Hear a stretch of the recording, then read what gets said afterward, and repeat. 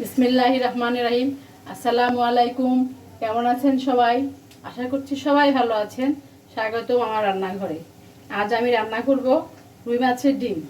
রুই মাছের ডিমটাকে আমি এখানে ধুয়ে পরিষ্কার করে এভাবে হাত দিয়ে কষলে নিয়েছি, নাহলে এটা দলা দলা হয়ে যাবে যখন আমি চুলাই দিব। ওই জন্য আগে থেকে এটাকে কষলে নিয়েছি। আর এখানে নিয়েছি পেঁয়াজ, কাঁচামরিচ, এখানে আছে বরাবরের মতো রসুন বাটা, মরিচের গুঁড়া, ধনে জিরার গুঁড়া, লবণ, হলুদের গুঁড়া, এইসব মশলা নিয়ে নিয়েছি। এখন আমি চলুন রান্না করতে যাই। চুলায় আমি পেঁয়াজ দিয়ে পেঁয়াজটাকে একটু লাল লাল করে নিলাম তাড়াতাড়ি রান্না হওয়ার জন্য। পেঁয়াজটা একটু নরম হয়ে আসছে। এখন আমি সব মশলা দিয়ে দিব।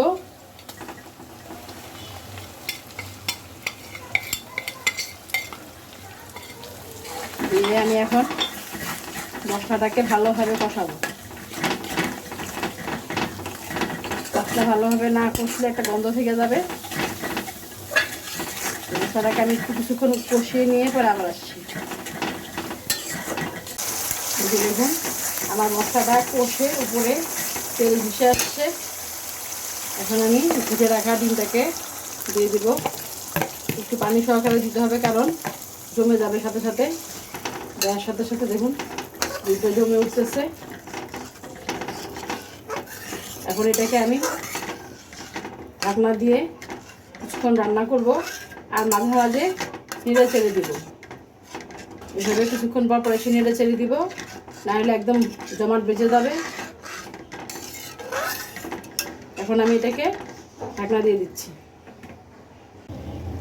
এই তো আমার ডিম ভাজা, মাছের ডিম ভাজা হয়ে গেছে। এখন আমি কাঁচামরিচ কেটে রেখেছিলাম, কাঁচামরিচ দিয়ে দিলাম, ধনে পাতা দিয়ে দেব,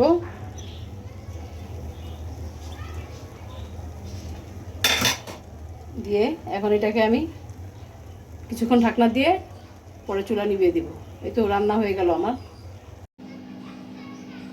এই তো রান্না হয়ে গেল আমার রুই মাছের ডিম ভুনা। খুবই মজাদার।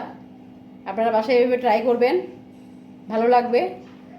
আর ভালো লাগলে আমার পাশে থাকবেন, লাইক, শেয়ার এবং ফলো দিবেন। আজকের মতো এখানে, আল্লাহ হাফেজ।